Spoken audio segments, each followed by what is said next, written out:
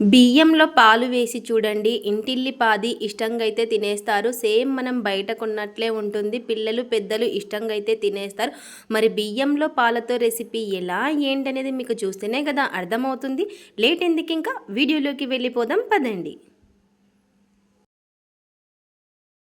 ముందుగా ఒక బౌల్ అయితే తీసుకొని ఆ బౌల్లోకి కప్పు బియ్యం అయితే వేసుకోవాలి. ఇక్కడ వచ్చేసి నేను సన్న బియ్యమే తీసుకున్నాను అనమాట. మీరు కావాలి అంటే రేషన్ బియ్యంతో అయినా చేసుకోవచ్చు.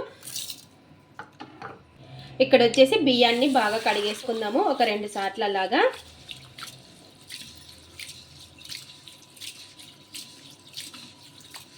ఇలా బియ్యంలో నీళ్ళన్నీ కూడా పూర్తిగా వంపేసుకోవాలి చూడండి. ఇలా నీళ్ళు ఏమీ ఉండకుండా.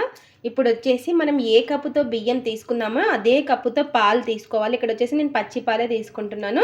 మీరు కాల్చి చల్లార్చిన పాలైనా వేసుకోవచ్చు. ఇలా కప్పు కంటే తక్కువ పాలైతే వేసుకోవాలి. ఇలా కప్పు కంటే పాలైతే తక్కువ వేసేసుకొని ఇలా ఒక 2 గంటలు సేపు నానబెట్టేసుకుందాము. ఇలా ఒకసారి బాగా కలిపేసుకొని ఇలా ఇంకా పాలైతే వేసేసుకొని కలిపేసుకున్నాక ఒక గంట సేపు లేదా 2 గంటల సేపు అయితే రెస్ట్ అయితే ఇచ్చేద్దాము. మిగతా ప్రాసెస్ తర్వాత చూసేద్దాం. ఇంకా ఇక్కడ వచ్చేసి చూడండి, మనకి గంటన్నర తర్వాత అయితే గంటన్నర అయితే టైం తీసుకున్నాను. తర్వాత మనకి బియ్యం అయితే నానిపోయి ఉంటాయి చూసారు కదా, లేదా గంట సేపు అయినా సరిపోతుంది. ఇప్పుడు వీటిని మిక్సీ జార్లోకి అయితే వేసుకుందాము. ఇలా బాగా నానిన బియ్యాన్ని పాలని మిక్సీ జార్లోకి అయితే వేసుకోవాలి.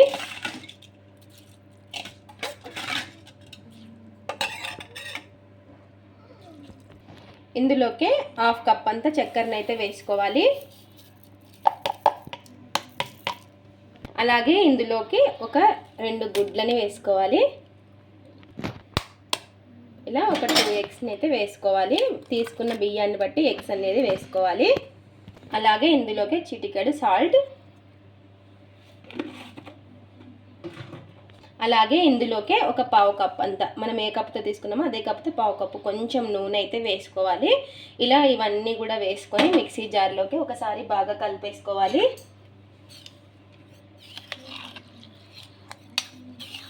ఇలా ఇదంతా కూడా కలిపేసుకొని ఇప్పుడు మిక్సీ అయితే పట్టేసుకుందాం. ఇదంతా కూడాను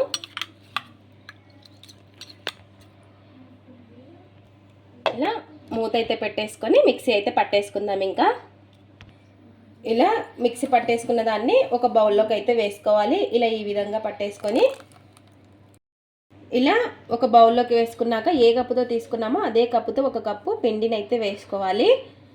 ఇలా పిండిని వేసుకొని జల్లించేసుకుందాము ఈ పిండిని అంతా కూడాను. ఇలా పిండి వేసుకున్నాక ఇందులోకి 1 స్పూన్ అంతా బేకింగ్ పౌడర్ వేసుకోవాలి. 1 స్పూన్ బేకింగ్ పౌడర్ కూడా వేసుకొని మొత్తం కూడా ఒకసారి బాగా కలిపేసుకుందాము. ఇలా ఈ పిండిలో ఇలా ఒకే విధంగా కలిపేసుకోవాలి. ఎలా పడితే అలా కలిపేసుకోకూడదు. ఈ పిండి ఇందులో బాగా కలిసేలాగా కలిపేసుకోవాలి, ఉండలు అనేది లేకుండా.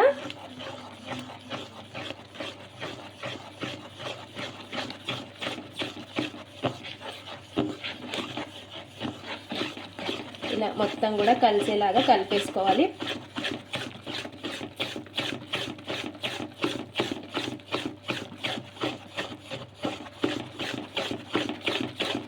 ఎక్కడ కూడా ఉండలు అనేది లేకుండా కలిపేసుకోవాలి అండి ఈ విధంగా మొత్తం కూడాను.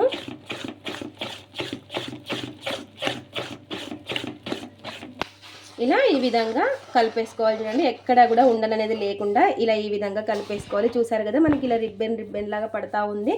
ఇలా ఉంటే కరెక్ట్గా ఉన్నట్టు. ఒకవేళ మీకు గట్టిగా అనిపిస్తే కొన్ని పాలైనా వేసుకోవచ్చు. ఇలా ఇవన్నీ కూడా వేసేసుకొని ఇప్పుడు ఒక బౌల్లోకి అయితే వేసుకుందాం ఇదంతా కూడాను.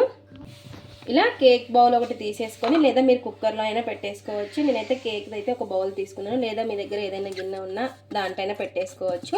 ఇలా ఈ విధంగా నెయ్యి కానీ నూనె కానీ ఈ విధంగా అంతా కూడాను అప్లై చేసేసుకోవాలి అతుక్కోకుండా.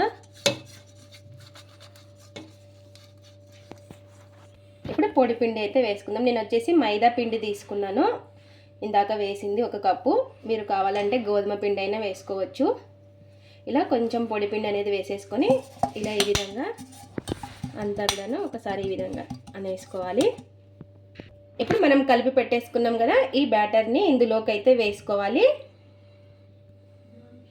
ఇలా ఈ విధంగా అంతా కూడాను వేసేసుకోవాలి. ఇలా అంతా కూడా వేసేసుకొని ఒక్కసారి ఈ విధంగా ఇలా ట్యాప్ చేసేసుకోవాలి. అంతా కూడాను ఇలా ట్యాప్ చేసేసుకొని ఇలా వెడల్పాటిది ఒకటి ఏదైనా పెట్టేసుకొని ప్యాన్ వచ్చేసి నేను ఉప్పు వేసుకున్నాను. మీరు కావాలంటే స్టాండ్ అయినా పెట్టుకోవచ్చు, లేదా ఇసుకైనా వేసుకోవచ్చు. ఇలా కొంచెం వేడెక్కిన తర్వాత ఇలా బాగా వేడెక్కిన తర్వాత ఈ బౌల్ని ఇందులో పెట్టేసుకోవాలి. ఇలా పెట్టేసుకొని ఇంకొక ప్లేట్ అయితే పెట్టేసుకుందాం. దీనిపైన గాలి అనేది పోకుండా ఇలా ఒక ప్లేట్ అయితే పెట్టేసుకొని ఒక్క 30 నిమిషాలు అయితే ఇలా ఇంకొక బరువు అయితే పెట్టేసుకుంటే మనకి గాలి అనేది పోకుండా ఒక 30 నిమిషాలు అయితే బేక్ చేసేసుకుందాము. ఇంకా ఇక్కడ వచ్చేసి 30 నిమిషాల తర్వాత చూడండి, చూద్దాం మనకి కేక్ అనేది రెడీ అయింది లేదో. చూసారు కదా మనకి ఎక్కడ కూడా పిండి అనేది లేదు. ఇప్పుడు చూసుకుందాం ఒకసారి. మనకి ఈ చాక్కి తగలకపోతే కేక్ అనేది రెడీ అయినట్టు. చూసారు కదా మనకి పర్ఫెక్ట్గా కుక్ అయింది కేక్ వచ్చేసి. ఇంకా గ్యాస్ అయితే ఆఫ్ చేసేసుకొని వెంటనే తీయకుండా కొంచెం చల్లారిన తర్వాత తీసేసుకోవాలి. ఇలా చల్లారిన తర్వాత ఒకసారి సైడ్లకి ఈ విధంగా అనేసుకోవాలి. ఇలా ఇప్పుడు ఒక ప్లేట్ అయితే తీసేసుకొని ఈ కేక్ని ఇందులోకి అయితే వేసుకొని ఒకసారి ఈ విధంగా ట్యాప్ చేసేసుకుంటే చూసారా మనకి ఎంత ఈజీగా కేక్ అనేది వచ్చిందో. స్పాంజీగా చాలా పర్ఫెక్ట్గా వచ్చింది. చూసారు కదా ఎంత బాగా వచ్చిందో. చాలా అంటే చాలా పర్ఫెక్ట్గా వచ్చింది. మనకి బియ్యంతో కేక్ అనేది రెడీ అయిపోయింది. ఇప్పుడు కట్ చేద్దాం. ఇంకా చూసారు కదా ఎంత బాగా వచ్చిందో. చాలా అంటే చాలా బాగా వచ్చింది. ఇప్పుడు పీసెస్ లాగా కట్ చేసేసుకుందాము.